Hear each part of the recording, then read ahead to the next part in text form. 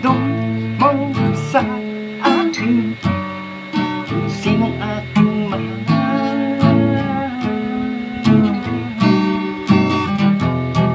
Itanong mo sa akin, ang sagot ko'y di magkano.